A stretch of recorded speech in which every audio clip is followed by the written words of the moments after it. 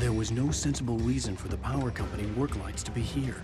It was almost as if they'd been left for someone like me to use.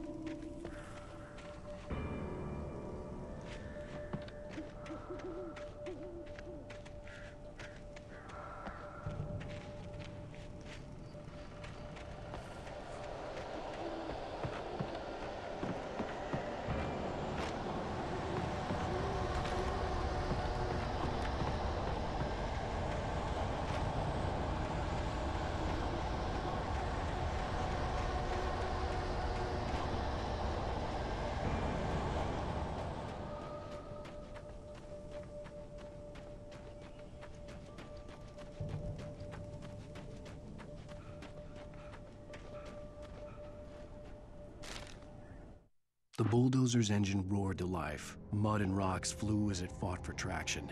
It crashed through the concrete wall and landed heavily in the yard.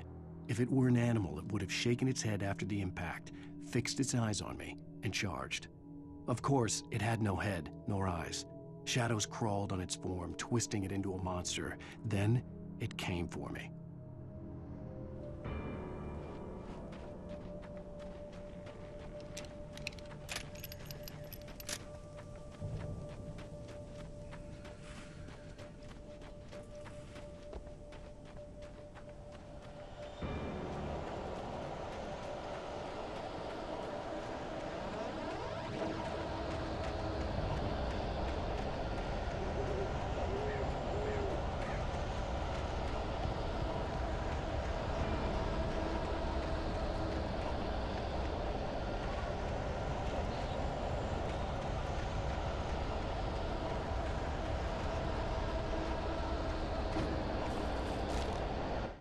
Sarah trusted her gut, and her gut said Agent Nightingale was an asshole.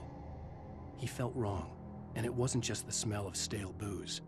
It was in the way he flashed his badge, pulled rank, the look in his eyes when he wanted answers. Where was Alan Wake? What was this about an accident? Where was his wife? And most importantly, why did she let Wake go? He wouldn't answer her questions. Federal business was all he'd say.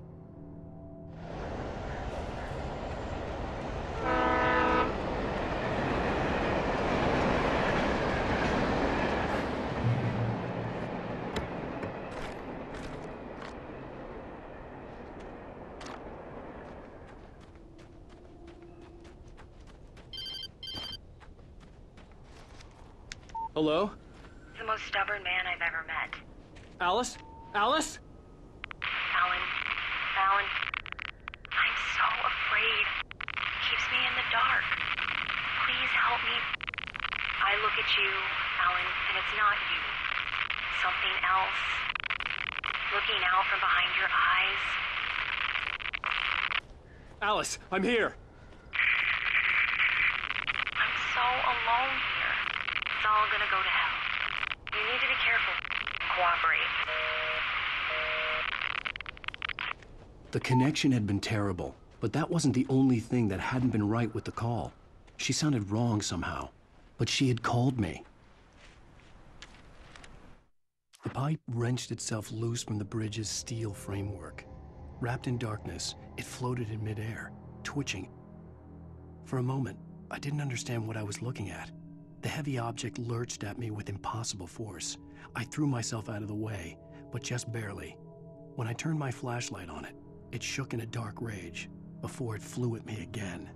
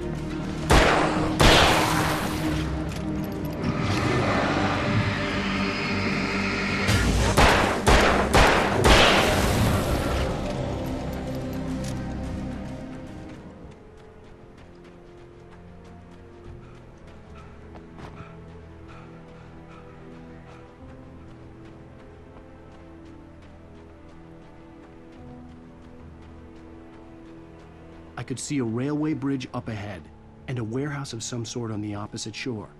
I hoped I could find a car from there,